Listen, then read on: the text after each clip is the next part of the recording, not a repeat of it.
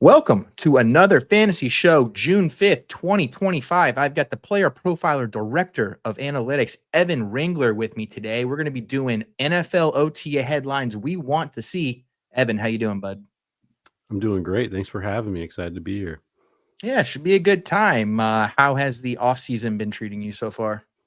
It's been great. My whole life right now is just editing all types of rankings every single day. And I couldn't ask for more. That's what we signed up for, right? When we picked up the torch. It's every boy's little dream, when they're growing up and they're reading the fantasy magazines and they're watching the podcast or listening to the podcast to eventually be doing the dirty work that you're doing.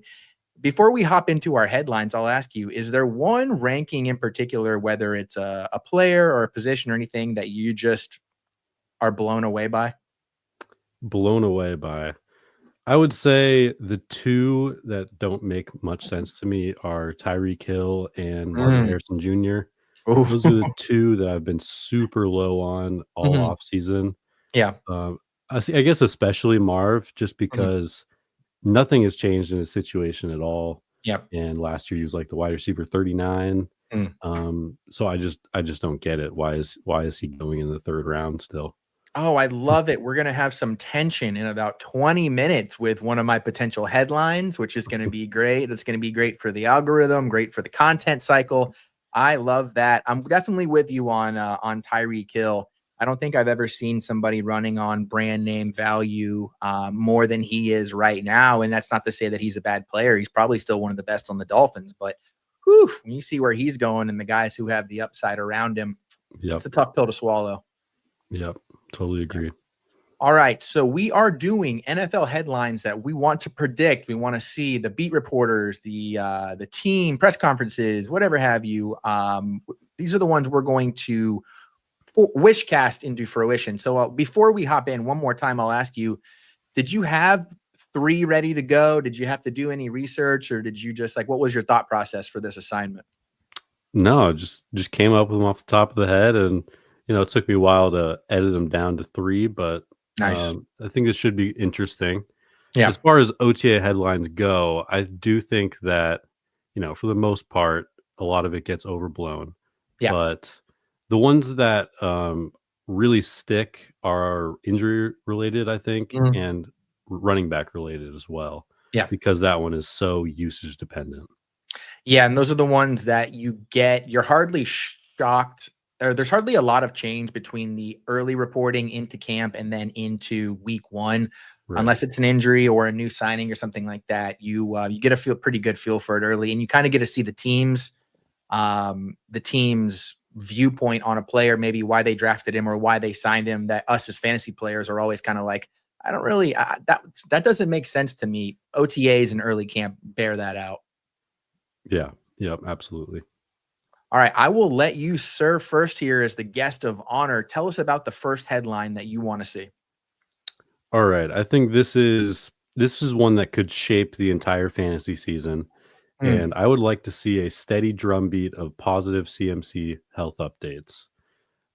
It could go the other way as well, but I just want a lot of news out of the San Francisco backfield because it's going to win or lose a lot of people a lot of money.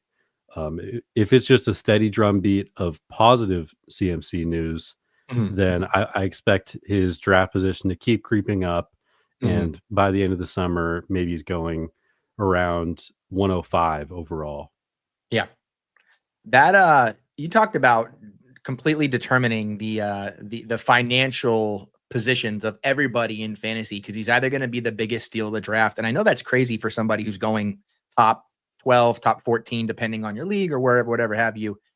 I still maintain the position that he has the highest ceiling of any player when he's healthy at any position.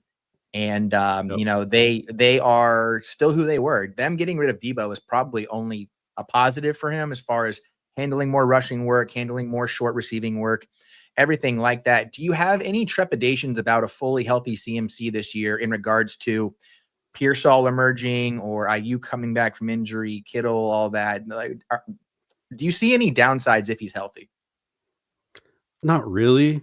I Mm, mean, I guess I could make an argument that maybe his opportunity share goes from 90% to 80% Mhm. They give Garendo a little bit more work because he Yeah. did flash last year. But at the end of the day, if he is fully healthy, he is in play for the number one player overall in fantasy. And I think kind of the floor would be like RB5 Yeah. if he's healthy. Yeah. Um, I could not agree more with that.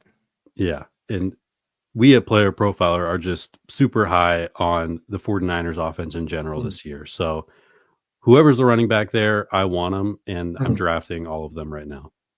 Yeah, I could not, it's really hard to picture a scenario where either he fell off or the offense has changed in any way. I mean, the fundamental scheme of the 49ers offense is always based around the run. They invested in the trenches pretty heavily. The defense should take a step forward. It is legitimately box after box you can check for a bounce back. Plus, you get the every other year thing with McCaffrey. I mean, for one reason or another, he Yeah. takes a gap year, whether it's the team change or injury or whatever. So he hasn't been getting the load that Derrick Henry has been getting. His offense is not coming down like all of Alvin Kamara's offense has been coming down as far as the overall team ceiling goes. So it's just a big wheels up for me, and I feel pretty good. Jamie's in the chat. Guys are finally rolling around, pretend they're taking their lunch break, or they are supposed to be working and they're not, and they're saying, "What's up?" Surprised Deontay Johnson didn't show up for OTAs.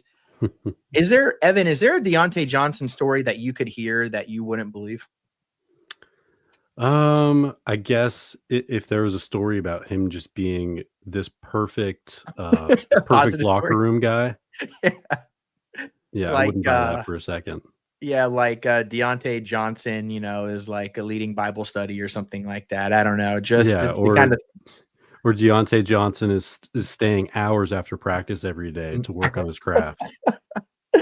I would love for did you see the video of Cam Scatterbo not knowing any of the NFL players? Yeah, That's kinda I would love Deontay Johnson and his teammates or Jugs machines, anything like that. Just extra work stuff I'd probably like to see a similar one like that. yeah, All right. And Jamie did admit that he's supposed to be working, but our show is more important. That's great. That gives us leverage over Jamie and his employer for any future shows, anything we need to get out of him, content. Subscriber, Jamie, if you're not signed up for the Player Profiler All-In package, if you're not subscribed to Fast Draft, we've got you. We got you by the balls now. So pop in there and have a good time. All right, let's get to my first one here. So you brought some heat. So for the listeners out there, Evan filled out his first, and so I had to step my game up. So I'm going with Travis Hunter is lining up all over the defense. Now, why is this important for fantasy? Why would I want this? Because I'm about as in on Brian Thomas as one person can possibly be. And the more Travis Hunter is playing defense, the more the Jaguars are finding creative ways to use him and unlock his talents, the better I'm going to feel about that. So the more offensive snaps he's playing, the more I feel like they're going to feel maybe pressure is the wrong word, but maybe a desire to get him involved early and often. They mortgage the future for him, best capital ever for a wide receiver. So, and that's a good football decision, right? He's a supremely talented player. He's going to probably be pretty good pretty early, even if he isn't, coming out the gate swinging like Malik Neighbors. I just know that every non-Brian Thomas Jr. target is going to itch me like a bad hemorrhoid. And so them getting him at cornerback one, putting him in the slot, maybe some cornerback blitzes like Rondé Barber used to do, that would just make me sleep a little bit easier tonight. So how would that make you feel seeing that OTA report? um, I think it would be an overall positive, but Yeah. specifically for Brian Thomas Jr., I'm really not all that worried Yeah. about Travis Hunter. I think that both of them could eat with a target share over 25% at the same time. Mm. I'm just expecting big things from that offense, particularly the passing game. Sure. And unfortunately, I don't have any Travis Hunter in my IDP leagues, Mm. so that doesn't really help me too much. Well, maybe they'll use him. Can you use a decoy on defense? I don't know if that's ever happened, but having a guy out there that maybe his presence alone will make offenses, specifically in that AFC South, where the offenses are, God, who knows what's going to happen with a bunch of them. But I don't know. Maybe that'd be something to look out for. So I like what you mentioned there about potentially 25% target share for both of these guys, because I think that would be a big thing for. I'm really curious about the target consolidation for this team. Some people like Brenton Strange. You can find best ball guys who are a fan of Dynasty Brown, Parker Washington, but I think this is probably going to be a two-headed monster. Yeah, I totally agree. And the running backs, ETN has been a pass catcher in the past, Mm. but he's not really an elite pass catcher. He's just a guy who can catch passes. Yep. And then Tootin and Bigsby, they are not really pass catchers. Tootin, again, kind of like ETN, he can do it, but Bigsby cannot do it. He sucks at catching passes.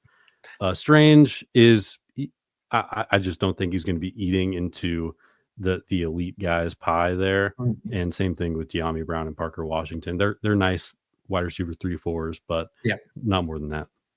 No, they're definitely, I'm with you there. They are ancillary pieces that give Trevor Lawrence maybe a little more something to work with, as opposed to kind of, the pressure that he I think, he's made. I don't know if the hot seat's the right word, but there's definitely like a, hey buddy, you have enough here that this is the year. You've got one good year and 4 multiple reasons, not just his own fault for that being the case, but they've certainly, I think, put him in a good position to succeed, like a lot of these other teams have done. So that one feel pretty good about. I think that would drive also the fantasy world crazy to see significant Travis Hunter defense stories coming out of OTAs. And I would love that. I think that would make me pretty happy.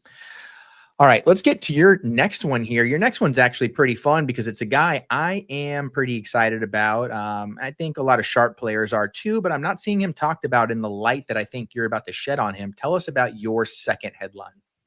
Yeah, a headline that I would love to see over the next month or so is, could Jordan Mason be the RB1 in Minnesota? I expect the Vikings to run the ball more in 2025 than they have over the last couple of years. They've really beefed up their interior O-line, and I think that Jordan Mason is probably a better runner than Aaron Jones, although Jones is a better pass catcher for sure. This offense is something that I want to have pieces of. And if they're going to run the ball a lot more, give me the guy that could potentially take over as the RB1 there and is not being drafted like he has that upside right now. No, he certainly is not. And it's a guy that I've seen, if you maybe do one draft, whether it's a mock draft, best ball draft, fast draft, dynasty draft, dynasty mock draft, what have you, he's kind of the guy that always gets the chat going. Once Jordan Mason goes, you kind of hear 2 or 3 guys that are like, damn, great pick, or man, I thought he was going to fall to me. The writing is on the wall for them to just get another guy involved. Aaron Jones played 18 games last year, including the playoff game. And I love that. I love that for him and his family and, his contract. But that's about as unlikely to happen again as me standing to pee in my own bathroom. It's just not something that I think's on the table.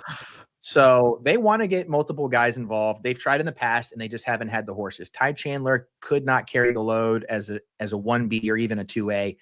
Cam Akers looked plausible in some spot starts. They trade for him twice. He doesn't look bad, which is important.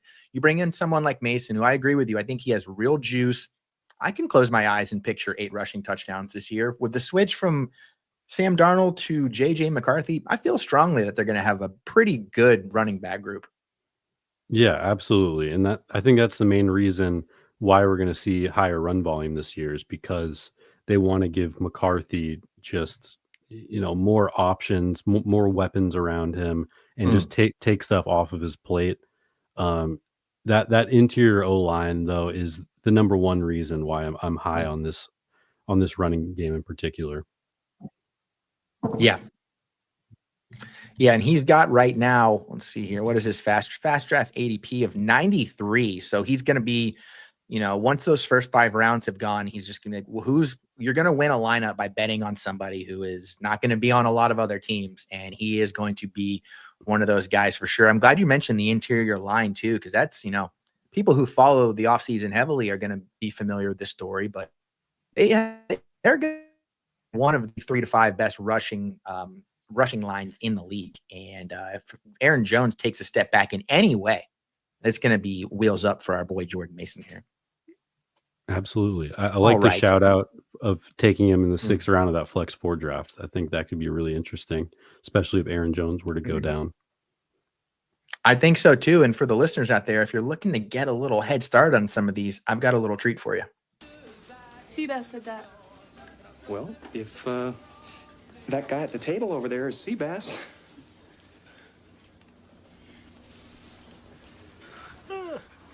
Let's face it, most people that play fantasy, they don't play DFS, they don't play big best ball tournaments. Why? Because it's too complicated and they feel like they can't win. And that's why we developed the Fast Draft Flex 4 game. You just draft any 6 guys, the top 4 enter your lineup every week. So if you love Garrett Wilson, you think he's going to outscore Tyreek Hill, or you love Breece Hall and you think he's going to outscore Devon Achane because you're a big Jets fan, if you're right, you will make money. You don't need to be running big data models. You don't need to be soaked in strategy and understand the schedule forwards and backwards. That's the beauty of Flex 4. Sure, those with great strategy win more money, but those that have strong takes on players can also go out and monetize those positions. And the beauty is it's just $5 a draft, just $5. You can draft 150 times and the winner gets 10 grand. So use your host promo code to get a $50 deposit match. So when you deposit, use that promo code and then you get $50 on me, because Flex 4 is a whole new way to play best ball. All right. Promo code Chuck. We are live in Pennsylvania. That was the big news coming out of the recent fast draft. Big stuff going on there. I don't have a lot of Philly fans who watch my show because I'm very vocal about the tush push and I'm very aggressive online. My corner though, and we're going to get to that in just a little bit. Speaking of Pittsburgh, let's get to my next one here. Marvin Harrison Jr. and Kyler Murray have a movie night every Friday where they watch a new Mission Impossible movie. That's my OTA headline. I want to see that ASAP. Bro time. It's never failed, right? Tried and true formula. Worked for Stafford and Cup. It worked for Brady and Gronk. It worked for Jake Delhomme and Steve Smith, and it worked for Russell Wilson. And Jesus, chemistry is all we need from these two. They are both quite good, but last year they were worse in the sum of their parts. You alluded to it in the show, right? I think as a combo, they fell pretty flat. And I think it's as likely that happens again if they don't work on the chemistry, if they don't work putting in the extra stuff, doing those things that take brand name players into actually elite talented players who don't have an overrated tweet posted about them every 5 minutes from everybody online. So Kyler, we've seen him play like an MVP candidate for 11 games. Now that was a few seasons ago, but we know he has it in there. And we've seen him support much lesser wide receivers from a talent standpoint than Marvin Harrison Jr. for those long stretches, right? Hollywood Brown, Christian Kirk. We've seen what he did with a healthy Hopkins. I'm not going to bore the listeners with some stats because I think the stats are the problem, right? Whether it's the amount of routes he ran, the amount of targets he got, the target share he had, it didn't translate to fantasy production. So I just want to look at his usage and I want to say, can they step this up for year 2? And his rookie usage was right there with AJ Brown and Michael Thomas types. We just need Tom Cruise to bring these two together. And I think he'll be up there with the rest of them. How do you feel about that? Well, I'm not the biggest Marvin Harrison drafter at the moment. Mm-hmm. However, I do still like him as a player. I think that he is a good NFL wide receiver. My issue was the usage last year. They kind of used him like he was Mike Williams, just contested catches on the sideline. And that is not Marv's game at all. He was 85th in contested catch rate last year. They really need to stop that and start throwing him more balls over the middle of the field. So I would like to see a report that is maybe something from the offensive coordinator side over there. But movie night is an interesting narrative as well. I hadn't thought about that, and I might have to adjust my rankings if that happens. If it happens, I'm looking for some, I don't want all my biases confirmed.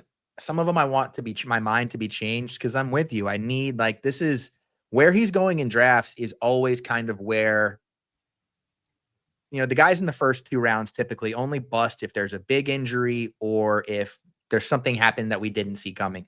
Guys in the 3rd round, 4th round are where you're like, okay, I expect this dude. He could finish top 5, top 7. And that's why I'm drafting here. That's going to be where Marvin Harrison kind of sits and where he kind of lands. I'm glad you brought up the offensive coordinator because this is a staff to where, this team can't go 9-8. They can't go 8-9. They need to show that what they've built is going to be, something to give the ownership, the fans there, something to be excited about. I don't really think they've done yet. They've scraped together some wins here and there, but I think this is a hot seat team. And if they just run back what they did last year, like you alluded to, which did not really work very well for them, not for anybody, then I think they're going to be sleeping with the fishes probably. Yeah, yeah, and I do think that the offense kind of needs an outside guy, like how they wanted Mm, to use Marv last year, yeah, but that's just not really his game. yeah, I am worried that maybe McBride is just dominating the middle of the mm, field, and mm, maybe it's not really there for Marv. yeah, So yeah, I'm a McBride drafter very mm, heavily at the moment, and Marv not yeah, at all. But yeah. could And change. no, you're right. I mean, that's a great way to be, just because you can pretty much, with tight ends, you know what you're going to get with some of these guys, but they don't change anything else, right? Not to tip my hat, but my next headline is going to be about a lot of change, and we'll get there when we get there, though, because Tanner said you look like the kind of guy that sits down to piss. Thank you, I appreciate that. Jason's basically saying that I look like somebody who has a lot of weight down here, specifically in one area, and it needs to be, supported by something. So thank you, Jason. I appreciate that. Before we move on, Jamie wants to know any interest in Michael Wilson in best ball. I'll let you take this one first. Yeah, I mean, a little bit for sure, just because he's a team wide receiver too. I think that is worth drafting for sure, but I don't see much upside beyond that. It's just Mm, kind of, if you need a receiver in that range, then sure. yeah. It's you're taking a swing. You can't see. It's hard to pencil in any sort of meaningful production. You're betting on Kyler Murray there more than anything, I would say. All Mhm. right, what do we got here? So we are 4 down, 2 to go. So I'll kick it back to you here for your last one, and yours is a fun one. This is great for the content cycle. This is great for the just for TMZ even. Tell us about your third and final headline. Yeah, a couple weeks from now, we're going to see a headline that is quote unquote Steelers making a Super Bowl push with Aaron Rodgers, Nick Chubb, and Jonu Smith. I just think that this would be a hilarious, perfect disaster, especially for fantasy gamers that would Mhm. absolutely lose their minds with Arthur Smith versus Aaron Rodgers butting heads, and Arthur Smith giving Nick Chubb 40% of the carries, and Jonu Smith is getting 20% of the targets. Mm. I just want to see fantasy Twitter completely melt down. Yeah, fantasy Twitter deserves that, if we're being honest. That would be great, and I would contribute to that immensely. Nick Chubb being used in his later age, almost like a Cordero Patterson, but maybe toned down a little bit. That would make everything for me. Perfect disaster. Things like that are why I get up in the morning. It's why, people think that fantasy is just guys with divorced parents talking about yards per route run, and it mainly is. But you give me Rodgers, you give me Caleb Johnson, Jalen Warren, Chubb, DK Metcalf, Jonnu Smith, and Arthur Smith. Those are like 6 of the 8 most memed, joked about characters in the NFL and fantasy cycle. I would move to Pittsburgh and work remote for the entire season if that happened. And their schedule, Evan, just to feed into the fire a little bit, 5 of their first 7 games are against the Jets, the Seahawks, the Patriots, the Browns, and the Bengals division rival. Who knows there? 5-1 or Probably. 4-2, something like that. I don't know. Coming out of the gate, they've got Minnesota in there, but it's at home. I think that would be the funniest thing ever, is if we had all these expectations for Aaron Rodgers on the Jets and he actually does that, but on this Steelers team that we've all just made fun of tremendously for like the better part of 3 months now. Yeah, yeah, and by the way, I do not think that it would work whatsoever. But it's just a headline we want to see, right? Yeah, I just really want to see it. I think that Arthur Smith and Aaron Rodgers Mhm. could not be more different Yeah. from how they wanted to run their offense, Mm. and that's just going to be fascinating regardless. And then you add in the fantasy gamers getting pissed at Nick Chubb and Jonu Smith, and Mhm. I just don't think you can beat that from a content perspective. No, it's impossible. And you brought up something that has been killing me. Like Aaron Rodgers not signing is brutal because we're missing out on all this Arthur Smith, Aaron Rodgers, Mike Yeah, Tomlin content. I mean, Chat GPT cannot create an image, no matter what prompt you put in, that would come as close to the perfection of seeing these two having some sort of conversation after an Aaron Rodgers throwaway on what was supposed to be like a 12 personnel heavy inside run. I don't know. We deserve that as content creators. It's what we do. absolutely. All right. I've got one last one here for us, and then we can get back to our good stuff here. My last headline: Geno Smith has high praise for Jack Besh and Jacoby Myers. Now, this is a Trojan horse take. I want everyone in the offseason to focus on these two, focus on Ashton Genty, maybe a little Michael Meyer. That way, Brock Bowers slides as far as possible down in that second round, and we can pick him up like a cheap hooker. I love a ton of change, right? We were just talking about McBride and the lack of change there. I love change because change creates opportunity. People start to get worried about Bowers not getting insane targets again. Maybe he does have that slide. Maybe people do push towards, reaching for a McConkey or a Drake London or an AJ Brown. And those aren't even reaches, but just, tier wise. Tight end is supposed to be one of two things, right? Absolute reliability, Kelsey, Kittle. Who else do we have here? McBride last year. Or surprise opportunity, which was Jonnu Smith last year, Evan Ingram a couple years ago, David Njoku popping off lately. And the mistake that happens is usually we expect one of those to be the case, and it's not, right? Sam Laporta last year, Dalton Kincaid. Bowers, I think, is too talented to fall into the trap. I don't think that's going to happen. I think the staff is too smart to not keep that train rolling. If his targets even come down closer to like a 130, I'd still expect the rest of the counting stats to stay in the same ballpark. So the more we hear about the rest of the pass catchers, I think the better his value will be for the sick freaks like us. Yeah. I mean, I don't think that a headline like that is necessarily going to tank Bowers' draft value. I think everyone's pretty high on Bowers. But I agree that he is a great pick, even in the second round right now. He could go potentially even 1-2 turn, and I wouldn't really question it. He's got some touchdown regression coming his way, and there's just, Geno Smith is a lot better than his quarterbacks last year. I was considering throwing in a headline that related to Jacoby Myers as well, but that was because I am extremely high on Jacoby Myers. So maybe what I want is more of a Bowers Geno headline, which just allows Jacoby to fall a little bit. So we're going to have competing headlines is what we're interested in here. I like that. Well, actually, I think we can come to a compromise. Let's just get a Geno Jack Betch headline. Okay. Let's pump that up for like a month straight. That's all the Raiders are putting out. I think that would be perfect for fantasy. That's going to have, because that's like such a classic fantasy fallacy, is to be like, oh, it's not going to be the same ecosystem for Brock Bowers or for Jacoby Myers this year. Things are different. And so things are going to be bad, which, obviously, like you said, everybody's pretty high. Bowers at Fast Draft ADP is 14th overall right now, which is wild. And wild and it should be that, but just wild that the consensus is so high on a second-year tight end. Jacoby Myers is 77th, and he's going in that range. You've got Calvin Ridley, Cooper Kupp, Aaron Jones, Kelsey, Travis Etienne.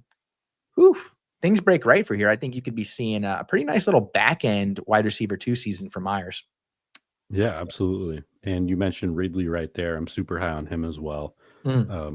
Those guys aren't going to be wide receiver ones necessarily, but they're going to beat their ADP for sure.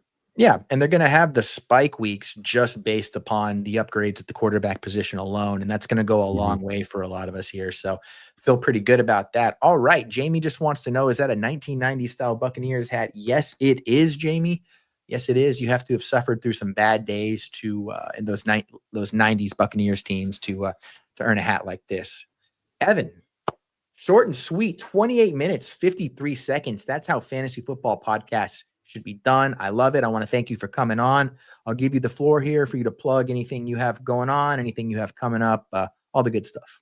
Yeah, thank you very much for having me. Had a great time. You can follow me on Twitter at Evan Ringler FF. And besides that, all of my work is at PlayerProfiler. I am running all of the rankings and analytics over there and working with a lot of great people. So yeah, check that out. Absolutely. Evan's doing about as much as anybody I've seen do in the fantasy football industry, and he's crushing it. So make sure everybody's getting over there and checking out all the work and appreciating all the stuff that goes on behind the scenes and makes us, the foundation that we are. So this has been another fantasy show. Cheers, everybody. Thank you. Let's get out of here. Theo Grumminger is gone. We wish him all the best, but he did leave for us a great gift, the 2025 Player Profiler Rookie Guide. That's right. It is here. It is beautiful. It will help you dominate your rookie drafts this year. It features 60-plus player breakdowns, written primarily by Theo Greminger himself, as well as our proprietary NFL draft grades and strategy and tactics for dominating your rookie draft this year. We have a composite rankings with Theo's rankings, Cody, John Lobb, Jagger May, and Jax Falcone. It's right there on Player Profiler. It's $20. You won't find a better draft kit. You certainly won't find a better draft kit value. So go get it on Player